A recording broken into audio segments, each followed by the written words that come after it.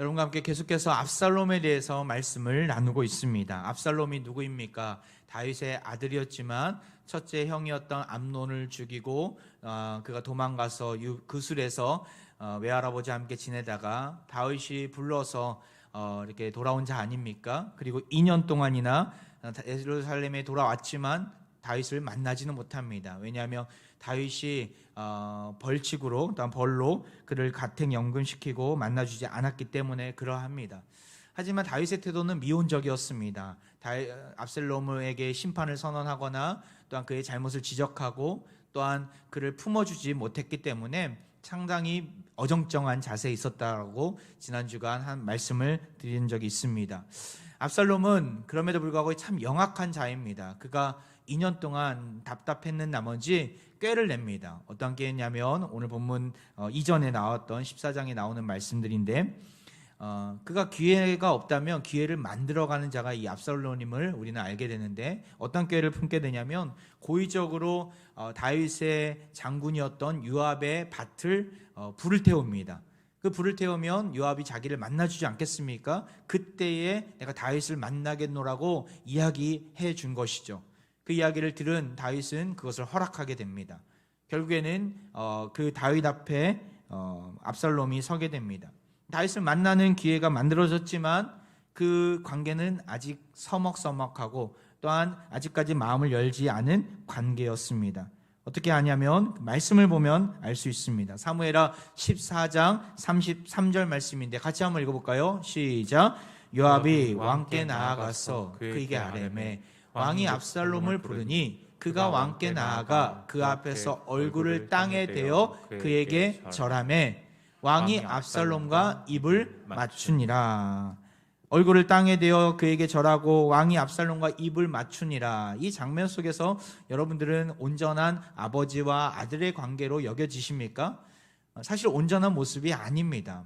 오랜만에 만났고 정말 수년 만에 아버지를 만났고 또 아들을 만났다면 그를 안아주거나 혹은 그의 제목이 있다면 그것을 지적해주거나 했을 텐데 이러한 모습은 사실은 전쟁 속에서 패배자와 또한 전쟁 속에서 승리한 승리자의 모습이라고 주석가들은 판단하고 있습니다.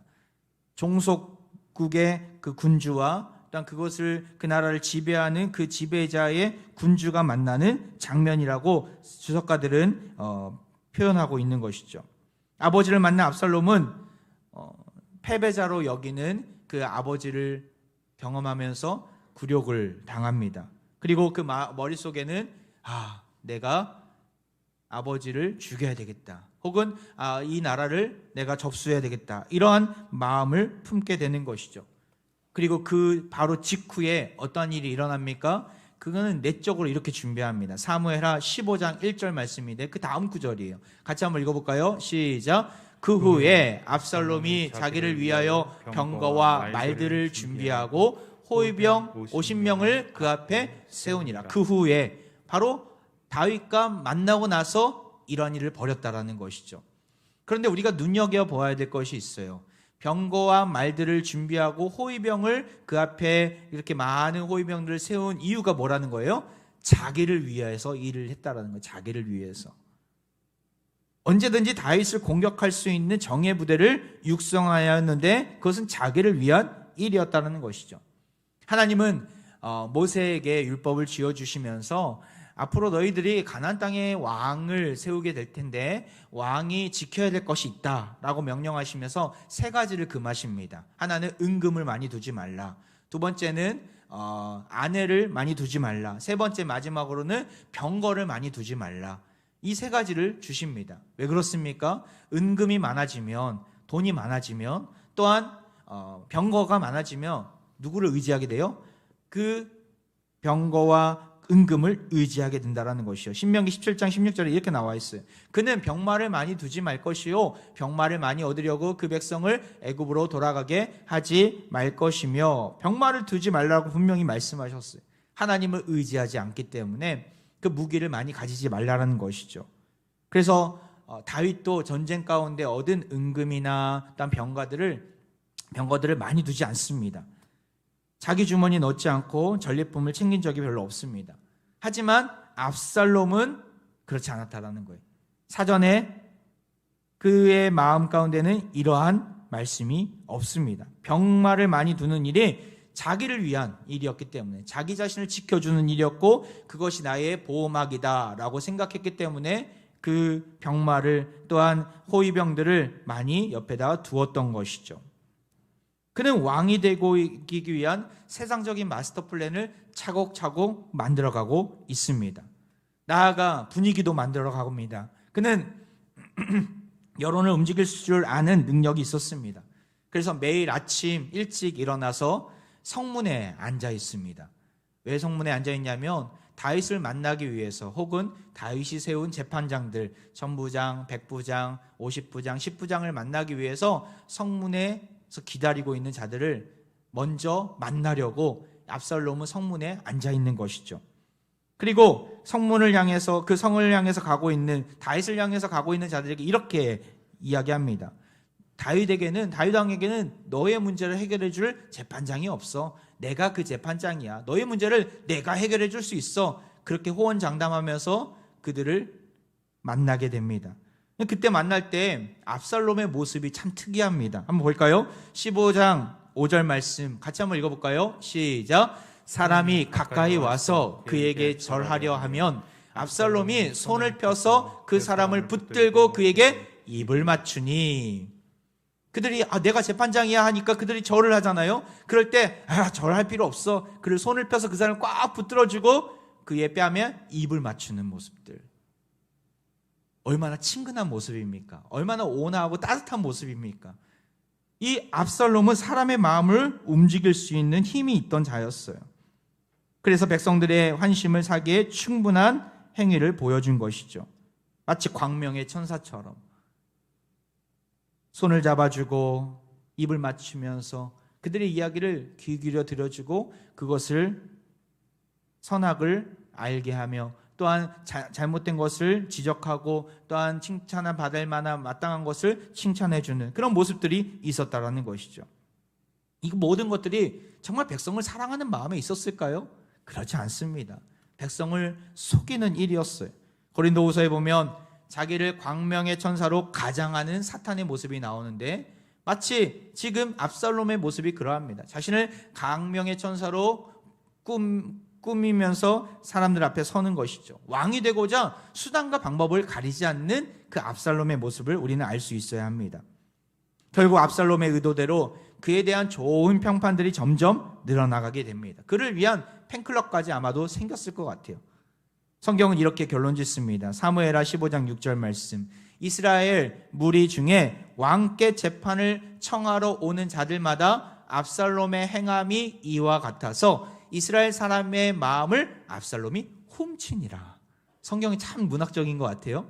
이스라엘 사람의 마음을 압살롬이 훔쳤다라고 나옵니다. 그의 모습이 너무나 보기 좋았기 때문에 친근하게 손을 잡아주고 나를 붙들어주고, 또한 따뜻한 말로 이야기해주고 들어주고, 얼마나 좋은 모습입니까? 광명의 천사로 가장한 모습은 단번에 이 압살롬은 왕위 계승 서열 1위 후보로 등극하게 만들었던 것이죠. 하지만 압살롬은 왕위 후보자의 서열 1위에 만족하지 않았어요. 내가 왕이 되어야 되겠다. 그는 결심하게 됩니다. 가능한 빨리 왕이 되고 싶었던 것이죠. 둘째가 야구를 좋아해서 저도 야구장에 올해 처음 가봤어요. 생전 처음 야구장에 갔는데 이걸 느꼈습니다. 이래서 사람들이 야구를 좋아하는구나. 저도 야구를 좋아하지는 않았는데 야구장에 가니까 야구를 좋아할 수밖에 없는 환경이 만들어지더라고요. 남녀노소 다양한 사람들이 응원가를 부르면서 그 선수마다 응원가가 있더라고요. 율동을 하고 막 응원하고 있더라고요. 어느 순간 저도 유니폼을 입고 있고, 어느 순간 주인공은 바로 너 하면서 선수를 향해 손가락질하고 있는 저 자신을 보게 되었는데, 하여튼 수많은 인파가 그 선수를 향해 응원을 하고, 또 그 선수는 그 응원에 부응해서 안타를 치거나 홈런을 치면서 경기장의 순식간이 막 그 열광의 도가니 가운데 펼쳐지게 되더라고요. 지금 압살롬에 있는 자리가 그러한 자리였어요. 사람들은 압살롬 압살롬 외치면서 압살롬을 향해서 응원하고 저 사람은 우리의 왕이 될 것이다, 저 사람이 우리의 왕이 되었으면 좋겠다, 사람들 열광적으로 외치고 있는 것이죠. 압살롬은 그의 아랑곳하지 않고 한 사람 한 사람 손을 잡아주고 또한 붙잡아주고 또한 그 이야기를 들어주면서 그 문제를 해결하고 있는 것이에요. 너무나 아름다운 모습 아닙니까? 그 자체로만 봤을 때는. 근데 우리가 알아야 될 것이 있어요. 이것은 불법이라는 거예요. 불법. 결코 다윗이 허락한 일이 아니었고 다윗이 인정한 행위가 아니었다라는 거예요. 다윗은 이 일을 누구한테 맡겼어요? 이 재판장의 일을 전부장, 백부장, 50부장, 10부장에게 맡겼어요. 왕자라고 이 일을 할 수는 없었던 것입니다. 공적인 이 일을 압살롬이 감당해서는 안 됐던 것이죠. 혹은 내가 하고 싶다면 다윗에게 가서 이 일을 하겠습니다라고 고백해야 되는데 성경 그 어디에도 압살롬을 향해서 다윗이 허락하노라 라고 말씀한 적이 없습니다. 이것은 불법이었다라는 거예요. 왕의 허락도 없이 지금 막 근신의 자리에서 벗어난 이 압살롬이 이 일을 할 수는 없었어요.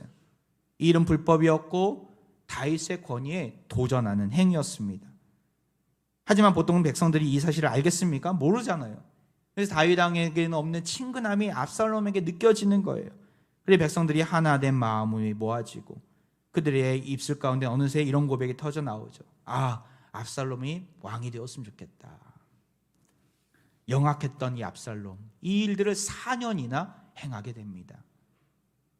앞에서는 백성들을 하나로 모으는 일에, 뒤에서는 전쟁을 준비하는 일에 4년 동안 그는 애를 썼던 것이죠. 결국 4년 뒤에 그는 자신의 고향이었던 헤브론으로 가겠다고 다윗에게 선언합니다. 그리고 다윗의 허락을 받습니다. 다윗에게 거짓말을 한 거예요. 내가 헤브론에 가서 하나님 앞에 서원한 것을 가지고 예배를 드리겠노라고 다윗의 허락을 받고 그는 헤브론으로 나아가게 됩니다. 그리고 헤브론에 가서 무엇을 합니까? 10절 말씀이에요. 이에 압살롬이 정탐을 이스라엘 모든 지파 가운데에 두루 보내 이르기를 너희는 나팔 소리를 듣거든 곧 말하기를 압살롬이 헤브론에서 왕이 되었다 하라 하니라. 왕이 되었다 하라 하니라. 왕이 되었음을 선언하고 있는 것이죠. 그의 모든 왕이 되는 과정은 거짓말 투성입니다. 속임 투성이에요. 다윗을 먼저 속였었고 또 함께 따라간 200명에게도 거짓말을 합니다. 11절을 보면 그 뒷부분에 그들은 압살롬이 꾸민 그 모든 일을 알지 못하고 그저 따라가기만 한 사람들이라. 예배 드릴 거라고 속이면서 200명을 모아놓고 그들을 따라오게 했던 거예요. 여론을 형성해서 사람을 끌어모으고 치밀한 계획 속에서 그가 왕이 되는 과정들을 우리는 지금 보고해야 되는데 마치 지혜롭고 영악하고 정말 그가 이스라엘의 왕이 될 만큼 놀라운 뛰어난 능력을 가졌구나, 인화력을 가졌구나 우리는 판단할 수 있겠지만 이 모든 것들은 불법이었고 거짓말이었다라는 것이죠. 도대체 이 일이 왜 일어난 것일까요? 바로 아까 우리가 읽었던 15장 1절의 말씀에 자기를 위하여 이 모든 것들을 계획한 것이었죠. 하나님을 위한 일이어야 되는데 이스라엘의 왕은 누구십니까? 하나님이지 않습니까? 다윗은 대리 통치자입니다. 하나님이 지정하신 사람이에요. 다윗을 무시하는 일은 하나님을 무시하는 일이었어요. 압살롬은 그것에 아랑곳하지 않고 나 자신을 위한 일에 몰두한 것이죠. 그것을 위해서 수단과 방법을 가리지 않고 온갖 불법적인 일과 또한 속임수로 그 자리를 찬탈하려고 했던 것이죠. 하나님께 정면으로 도전한 이 압살롬. 우리는 선택의 기로에서 하루도 수도 없이 많이 서게 됩니다. 여러분들은 어떠한 선택의 기준을 가지고 있습니까? 어떤 사람은 나에게 어떤 이득이 있는가, 또한 얼마를 벌 수 있는가, 혹은 내가 이것이 손해되는 일은 아닌가, 여러 가지 기준 가운데 선택을 하게 됩니다. 근데 가장 중요한 선택이 있어요. 무엇을 선택하든 내가 어떠한 일을 선택하든 우리가 결코 놓치지 말아야 될 선택의 기준은 무엇입니까? 이것은 누구를 위한 일인가예요. 누구를 위한 일인가? 하나님을 위한 일인가? 나 자신의 욕심을 위한 일인가? 우린 이 선택의 기준 앞에서 하나님을 택할 수 있어야 하는 것이죠. 성경은 이것을 계속해서 우리에게 말씀해 주고 있어요. 예수님도 마찬가지였죠. 예수님도 종말의 때를 설명하시면서 마태복음 24장에 보면 노아의 홍수 때를 언급하세요. 그때에 왜 그들이 홍수의 심판을 받았는지에서 이렇게 설명하십니다. 24장 38절에 같이 한번 읽어볼까요? 시작. 홍수 전에 노아가 방주에 들어가던 날까지 사람들이 먹고 마시고 장가들고 시집가고 있으면서 홍수의 심판을 받았다라는 거예요. 여러분, 왜 홍수를 그들이 경험하게 됩니까? 왜 심판을 받게 됩니까? 먹고 마시고 장가들고 시집갔다라는 거예요. 목사님, 이게 무슨 죄입니까? 당연한 거 아닙니까? 오늘 이 땅을 살아가면서 먹고 마시고 장가들고 시집가야 합니다. 가정을 이루어야 되고 나에게 주어진 사명을 감당해야 합니다. 그런데 예수님이 이렇게 말씀하신 이유가 있어요. 노아 홍수 시대의 그 사람들이 먹고 마시고 장가들고 시집 가는 일에만 몰두했다라는 거예요. 먹고 마시는 일에만 몰두했다라는 거예요. 장가들고 시집 가는 일에만 몰두했다라는 거예요. 이것이 하나님 보시기에 온전치 못한 모습이었다라는 것이죠. 자기를 위해서 살아갔다라는 것이죠. 하나님의 우리를 왜 이 땅 가운데 창조하시고 부르셨습니까? 하나님의 이름을 높이라고, 하나님께 경배하라고, 하나님의 이름을 높이라고 우리를 보내신 거 아닙니까? 그런데 살다 보니까 먹는 일에, 마시는 일에, 시집가는 일에, 장가가는 일에 몰두한 나머지 그 사명을 까마득하게 잊어버리고 내 멋대로 내 마음대로 시간을 쓰고 물질을 쓰고 에너지를 썼다라는 것이죠. 하나님의 창조 목적에 합당한 인생을 살지 못했다라는 거예요. 그러할 때 그것은 죄가 되었고 하나님께서 이 세상을 물로 심판하시겠다라는 결심을 하게 되는 계기가 되었다는 것이죠. 여러분, 우리의 창조 목적이 무엇입니까? 하나님이 왜 우리를 이 땅 가운데 보내주셨습니까? 바로 하나님의 영광을 드러내라고, 하나님을 찬양하고 예배하고 말씀으로 즐거워하는 인생으로 하나님이 우리를 이 땅 가운데 보내신 것 아닙니까? 교회 안에서만의 삶이 아니에요. 가정에서, 직장 안에서도 마찬가지입니다. 하나님의 하나님 되심을 인정하면서 내가 주를 위해 살아가고 있는가, 내 삶을 주를 위해 드려지고 있는가, 우리 날마다 고백할 수 있어야 합니다. 창조 목적에 합당한 인생을 살아갔을 때 하나님은 함께 해주십니다. 무슨 말입니까? 우리가 하나님의 일에 무관심하면 하나님께서도 무관심하게 우리를 쳐다보실 것입니다. 우리가 하나님의 일에 가장 우선순위를 둔다면 하나님께서는 우리의 인생 가운데 가장 우선순위를 두고 우리 모든 고난에서 우리를 구원해 주실 것입니다. 안타깝게도 압살롬은 그 원리를 몰랐어요. 그래서 그의 사전에는 하나님이라는 단어가 없었던 것이죠. 그저 하나님을 수단화하고 이용하는, 그가 헤브론에 가겠다고 할 때 하나님을 들먹거려요. 하나님께 서원한 것을, 여호와께 서원한 것을 내가 이루겠다라고 하나님을 이용하는 것이죠. 자기를 위해 살아가는 사람은 하나님을 이용할 수밖에 없습니다. 우리는 어떻습니까? 우리의 지위를 드러내고자, 우리의 이름을 나타내고자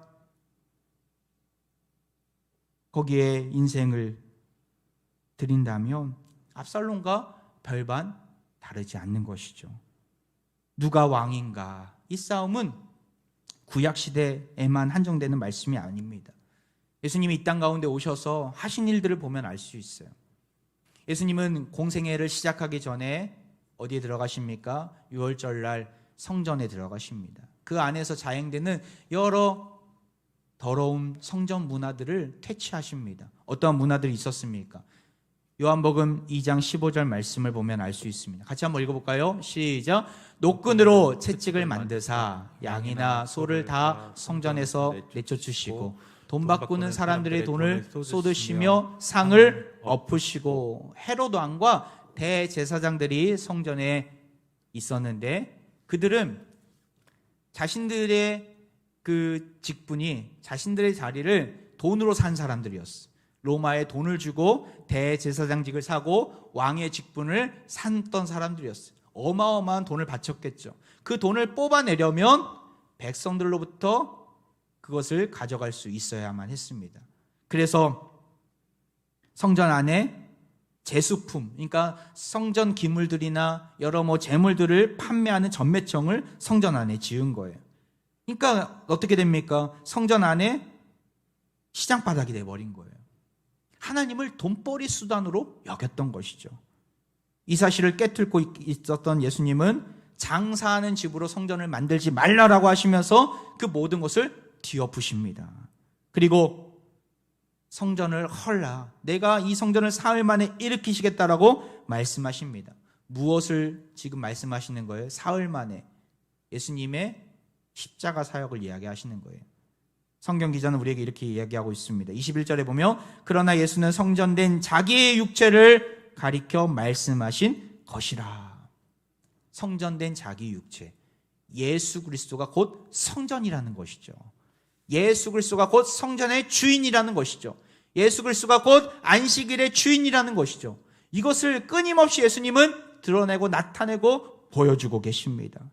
성전의 주인이 헤롯 왕이 아니라, 대제사장들이 아니라 바로 예수 그리스도임을, 그들은 돈벌이 수단으로 하나님을 그렇게 이용하고 착각하며 살았던 자들이었어요. 이것을 본질을 말씀하시는 거예요. 사랑하는 병가정 여러분, 그렇습니다. 성전의 주인은 예수 그리스도이십니다.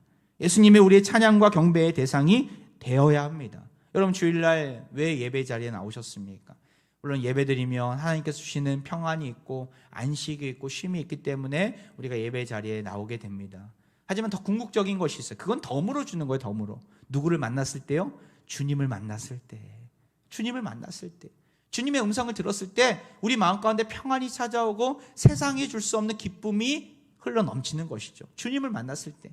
주님을 만나지 못하고는 도저히 기쁨과 평안을 누릴 수 없습니다. 주님을 만나셔야 합니다. 주님의 살아계심을 인정하셔야 합니다. 내 삶을 지배하시고 나의 삶의 주인 되시는 그 주님을 만나고 돌아가야 우리 인생 가운데 희망의 빛이 비춰질 것입니다. 이 궁극적인 예배의 목적을 잊어서는 안 됩니다. 유대 지도자들은 어떠한 자들입니까? 하나님 말씀을 그토록 많이 외치고 나타내고 읽고 그 말씀들을 지키려고 노력했던 자였지만 정작 성전의 주인이신 예수님이 그 가운데 오셨을 때 알지 못했어요. 배척했고 내 자리가 위태위대하다고 생각하면서 예수님을 죽이려고 쌍심지를 켜고 쳐다본 것이죠. 종교가 수단이 되는 현장이 당시의 성전이었기 때문에 예수님은 그것을 뒤집어 엎으신 것입니다. 사랑하는 화평가족 여러분, 자기를 위해 살아가는 자들의 모습이 이러합니다. 압살롬의 모습이 내 안에는 없습니까? 먹고 마시는 데만 몰두했던 노아 시대 사람들의 모습이 내 안에는 없습니까? 하나님의 공동체를 자기의 사적 이득을 얻는 자리로 만들었던 그 유대 지도자들의 모습이 내 안에는 없습니까? 한 주간 연예계에서 떠들썩한 일들이 참 많았던 것 같아요. 한 유명 영화 배우나 유명 뮤지션이 한 명은 음주운전으로, 또 한 명은 약물 복용으로, 마약 중독 혐의로 사회적 물의를 일으키는 모습이 온라인상에 또한 매스컴에 떠들썩하게 들렸었는데, 그들도 처음엔 그랬지 않았겠죠. 처음에는 자신들을 사랑하고 또 응원해주는 팬들 앞에서, 또 대중들 앞에서 막 너무나 고마워했겠죠. 근데 시간이 지나자 그 고마움은 당연함으로 바뀐 것입니다. TV 앞에서의 진짜 모습과 진짜 삶의 모습이 정반대임에도 불구하고 몰래 죄를 지어도 발각이 안 되고 사람들은 오히려 나를 더욱더 우상시하고 좋아해 주니까 자신만만해 했을 것입니다. 한 번, 두 번 잘못된 행동이 습관이 되어가고 그 습관은 중독이 되어버린 것이죠. 결국 그들은 자신들이 친 올가미에 빠져서 무서운 심판을 앞두고 있습니다. 전 오늘 말씀을 준비하면서 참 많이 회개가 되더라고요. 주님 한 분만으로 만족합니다. 주님밖에 없습니다. 고백했던 나인데 어느 순간 저의 만족과 유익을 위해 살아가는 모습들, 주님을 이용하고 복음을 이용하는 모습들, 저 자신이 보이더라고요. 내게 가장 귀한 분이 주님이었다라고 고백했는데 세상 것이었고 또 물질이고 제3, 제2의 압살롬의 모습이 나였구나, 저였구나 라는 생각을 참 많이 하게 됩니다. 우리는 주님의 자리에 다른 것들이 차지하지 않도록 조심하고 경계하고 깨어 있어야 합니다. 주님의 나의 왕 되심을 날마다 고백할 수 있어야 합니다. 그러할 때 우리 영혼이 살아날 줄 믿습니다. 그 자리가 어떤 자리입니까? 바로 예배의 자리. 우리가 이렇게 찬양하는 모습이 단순히 우리 감성을 부각시키기 위해서, 감성을 일으키기 위해서 찬양하는 게 아니라는 것이죠. 주님이 나의 왕 되십니다, 나의 삶을 드리겠습니다라고 찬양할 때 우리가 세상에 기웃거렸던 우리의 시선이 다시금 주님께로 정상화되어서 돌아오는 은혜가 있을 것입니다. 극한으로 치닫는 압살롬과는 대조적으로 다윗은 지금 어떠한 때를 맞이하고 있습니까? 심각한 영적인 침체에서 조금씩 회복하고 있어요. 무엇을 통해서요? 고난을 통해서. 아들의 반란을 통해 다시금 하나님 앞에 온전히 서게 됩니다. 압살롬으로부터 도망 다니면서 쓴 시가 시편 3편에 나와 있는데, 그 시편 3편에 이런 말씀이 있습니다. 8절 말씀인데요, 같이 읽어볼까요? 시작. 구원은 여호와께 있사오니 주의 복을 주의 백성에게 내리소서. 다윗은 지금 무엇을 고백하고 있어요? 나의 인생의 구원은, 내가 탈출구는, 나의 해방구는 하나님께 달려 있습니다. 아무리 내가 계획하고 탈출구를 꾸민다 하더라도 나의 방법은 연약합니다. 하나님이 나와 함께 하시지 않으면 내가 이 고난을 탈출할 수가 없습니다. 지금 다윗은 그렇게 고백하고 있는 거예요. 그렇기 때문에 문제가 터졌지만 그는 그 시편의 말씀을 한번 나중에 보시면 아시겠지만 두려워하지 않겠다고 더욱더 간절히 하나님께 나아가고 있는 그의 모습을 보게 됩니다. 그건 말로만이 아니었어요. 그가 보여준 행동을 보면 더 알 수 있습니다. 압살롬이 반란을 일으키고 왕이 되었다는 소문을 듣자 다윗은 짐을 싸서 광야로 신하들과 함께 도망가게 됩니다. 그때에 함께했던 신하들이 사독 제사장과 레위인들이었는데, 그들이 다윗이 명하지도 않았는데 하나의 물건을 더 챙기게 돼요. 그것은 하나님의 법궤였습니다. 하나님의 궤라고도 합니다. 그 하나님의 궤는 무엇입니까? 우리가 계속해서 사무엘상 말씀을 보면서 알고 있듯이 하나님의 임재를 상징하는 성물이지 않습니까? 그런데 그 궤가 오히려 패배를 가져다주는 일도 있었어요. 그때는 언제였습니까? 바로 하나님을 이용했던 때. 하나님을 마치 전쟁을 우리에게 승리케 하는 도구로 생각했을 그때에 하나님은 그들을 패배시키지 않았습니까? 그때 항상 하나님의 법궤가 있었어요. 그런데 이번에도 사독 제사장과 레위인들이 그것을 생각한 거예요. 이것은 하나님의 임재를 상징하는데 이 법궤가 우리와 함께하면 우리는 승리할 수 있어. 하나님의 법궤를 자체를 맹신한 것이죠. 하나님께 구하고 도움을 구하고 살려달라고 강구하는 인생이 아니라 그 법궤 자체에 어떠한 성물에 또한 그것에 무슨 신령한 그 능력이 있느냐 착각한 것이죠. 결국에는 사독 제사장과 레위인들이 법궤 자체를 맹신하고 도망갈 때 다윗이 뭐라고 했는지를 한번 볼까요? 사무엘하 15장 25절이에요. 너무나 중요한 말씀인데 같이 한번 읽어보겠습니다. 시작. 왕이 사독에게 이르되 보라, 하나님의 궤를 성읍으로 도로 메어가라. 만일 내가 여호와 앞에서 은혜를 입으면 도로 나를 인도하사 내가 그 궤와 그 계신 데를 보이시리라. 왕이 사독 제사장에게 뭐라고 말씀합니까? 하나님의 궤를 성읍으로 도로 메어가라라고 합니다. 원위치 시키라는 거예요. 안 가져가겠다라고 하는 거예요. 이것은 엄청난 결단입니다. 하나님의 궤는 왕권을 상징하기도 하고 하나님의 임재를 상징하는 것이었습니다. 근데 그것을 다윗은 맹신하지 않겠다라는 거예요. 그것을 의지하지 않겠다라는 거예요. 하나님이 나와 함께 하시면, 나는 하나님의 은혜를 입으면 도로 하나님께서 인도해 주실 것이라는 확신 가운데 이런 엄청난 결단을 하는 것이죠. 자신의 안위를 위해서 하나님을 이용하지 않겠다라는 다윗의 마음을 우리는 읽을 수 있어야 합니다. 이전만 해도 엘리 제사장들이나 사울이나 또한 압살롬처럼 그는 살지 않겠다라는 것이, 하나님을 이용하지 않겠다. 다윗의 결연한 의지가 이 모습 가운데 보여지는 것입니다. 그는 철저히 하나님의 섭리와 계획 가운데 자신을 내어 맡기고 있습니다. 온전히 하나님께 앞길을 맡기며 은혜를 구하고 있는 것이죠. 고난은 우리의 믿음을 성숙하게 만듭니다. 아들이 반란을 일으키고 도망자의 신세, 하루아침에 그런 신세가 되어버린 다윗은 그제서야 내가 자녀들 문제로 하나님을 이용하고 있었구나, 그 자신을 발견하게 된 것이에요. 그래서 이제 이후로는 내가 하나님을 이용하지 아니하고 하나님이 나의 왕이십니다라고 믿음으로 고백하면서 자신의 문제를 온전히 내어 맡기고 있는 것이죠.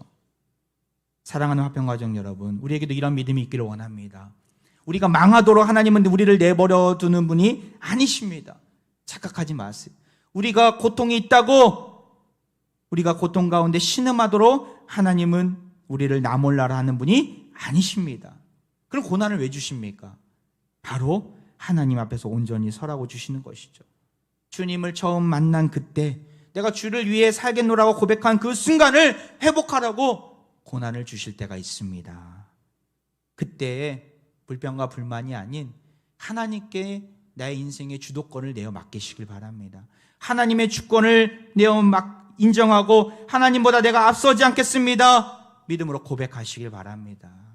그러할 때 반드시 그 고난 속에서 피할 길을 보여주실 것입니다. 억장이 무너질 것 같은 고난이 있습니까? 고난은 하나님의 뜻과 하나님의 섭리를 깨닫게 하는 사인입니다.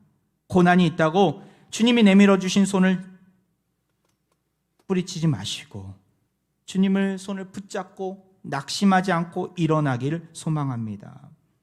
압살롬은 너무나 영리한 자였어요. 잘생긴 자였어요. 사람들에게 친근감 있게 다가온 호감 있는 성격이었어요. 인기도 높았어요. 하지만 자기를 위하여 이 모든 일을 행했습니다.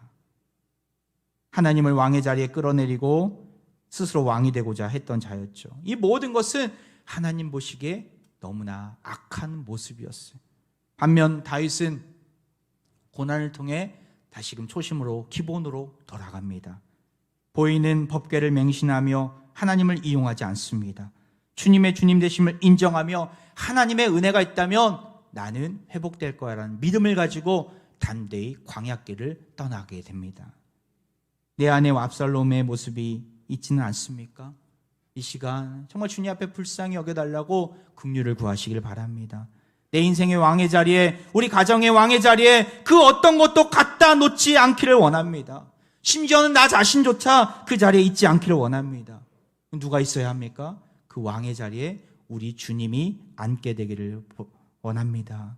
그럴 때 우리 주님은 우리의 왕이 되어주시고 우리를 다스려주시고 우리 삶의 모든 고난에서 우리를 이끌어 내실 것입니다. 주님이 왕이 되어주시면 우리 앞에 놓여있는 그 어떤 고난도 이길 수 있는 힘이 생기고 죽음까지도 이기시고 부활하신 예수님이 완벽하게 그 어떤 고난에도 완벽하게 우리를 이끌어 주실 것입니다. 우리 주위에 주님을 알지 못하고 자기 스스로 왕이 되려고 방황하고 있는 자들이 있습니까? 제가 목요일마다 전도할 수 있어서 참 행복한데 짧은 시간이지만 지난 주간에는 화정역 인근으로 나아갔습니다. 우리 전도팀과 함께 또 저 집사람과 함께 나아가서 오랜 시간도 아니에요. 한 30분 혹은 한 4, 50분 정도 이렇게 전도를 하는데 참 감사하게도 어마어마한 사람들을 만나게 하시더라고요. 물론 짧게 스쳐지는 사람까지 포함하면 거의 한 4, 500명 정도 만난 것 같아요. 우리 전도팀이 다 이렇게 만난 사람들 생각하면 어마어마한 사람들이죠. 정말 다들 열심히 살려고 정말 허공을 향해서 또한 그 앞만을 보면서 나아간 사람들이 정말 많이 계시더라고요. 물론 그 가운데 하나님을 믿는 사람도 있겠지만 하나님 없이 살아가는 사람들이 길거리에 넘쳐나 있음을 보게 됩니다. 하나님은 우리에게 이 복음의 놀라운 비밀을 알려주시면서 그것을 증거하라고 맡기셨습니다. 사명을 주시고 우리를 창조하셨다는 거예요. 창조 목적대로 살아가시길 바랍니다. 나를 부르시고 나를 지으시고 나의 생명을 이어가시는 그 하나님의 뜻을 이루며 살아가시길 바랍니다. 단 한 사람이라도 좋으니까 정말 만나는 사람들에게 복음을 증거하시고 예수님이 나의 왕 되심을 고백하시길 바랍니다. 그 인생이 성공한 인생이고 그 인생이 복된 인생임을 나타내시길 바랍니다. 11월 6일 삼사랑 축제가 우리 앞에 펼쳐져 있습니다. 앞으로 남은 한 달 정말 하나님께서 우리를 어떻게 쓰실지 참 기대가 되는 한 달이 될 것으로 여겨집니다. 기대하는 마음으로 이 가을 아름다운 구원의 열매를 주렁주렁 맺어가면서 주님의 마음을 기쁘시게 하는 사랑하는 모든 화평의 가족들 되기를 주의 이름으로 축원드립니다. 이 시간 우리 함께 찬양하며 나아가는데요, 나의 만족과 유익을 위해 가지려 했던 이 세상 모든 일들을 해로 여기겠습니다. 주님을 알아가는 일에 내 인생을 드리겠습니다. 우리 믿음으로 고백하며 같이 찬양합니다.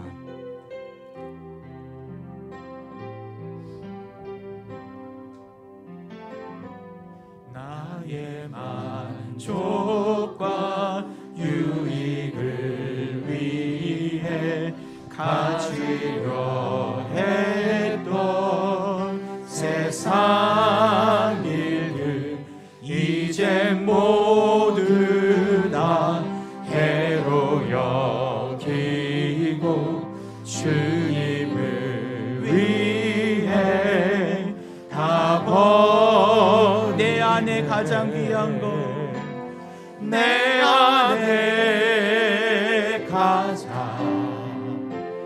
귀한 것 주님을 알리라. 모든 것 되시며 의와 기쁨 되신 주 사랑합니다.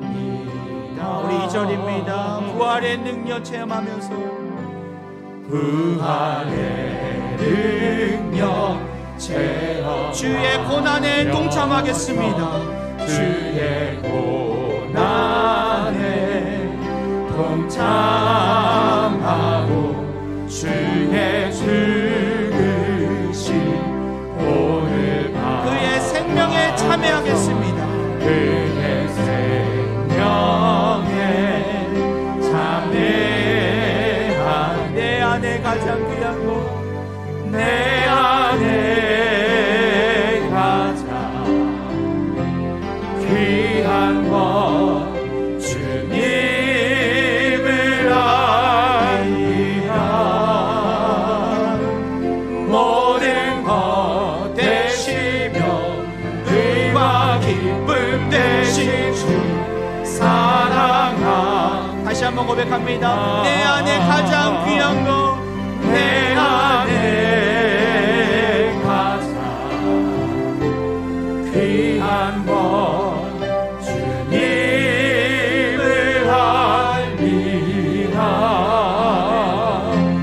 모든 것 되시며 의와 기쁨 되신 주 사랑합니다. 나의 주, 나의 주. 온 우주 만물 가운데 왕 대신 나의 하나님을 찬양합니다. 오늘도 우리의 연약함을 돌아볼 수 있는 신실한 주의 음성을 들려주심에 감사드립니다. 압살롬처럼 자기 자신을 위해 살아갔던 우리였습니다. 하나님 나라를 이루라고 보내신 삶의 영역 속에서 우리 자신의 나라를 세우려고 노력했습니다.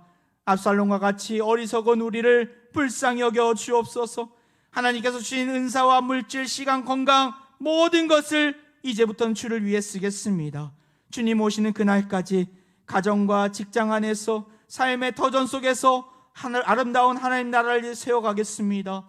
부족한 우리를 사용하여 주시고 거짓과 위선이 아닌 거룩과 사랑으로 세상을 향해 담대히 나아가게 하옵소서. 삶의 주도권을 주님께 내어 맡겨 나아가오니 다윗처럼 귀하게 써 주옵소서. 이 시간 몸이 아픈 부위에 자신의 손을 얹고 기도합니다. 에베네셀이신 하나님 아버지, 우리의 필요를 아시는 주께서 이 시간 치유의 손으로 도와주옵소서. 세상 의사들은 어렵다 말했을지라도 하나님은 능히 치료하실 수 있사오니 우리의 상한 부위를 어루만져 주시고 여호와의 강한 팔로 붙들어 주옵소서. 환우들의 신음과 고통을 들으시고 완벽하게 부작용 없이 통증 없이 이 시간 치료하여 주옵소서. 우리 인생의 참 소망이 되어주시는 예수 그리스도의 이름으로 기도하옵나이다. 아멘.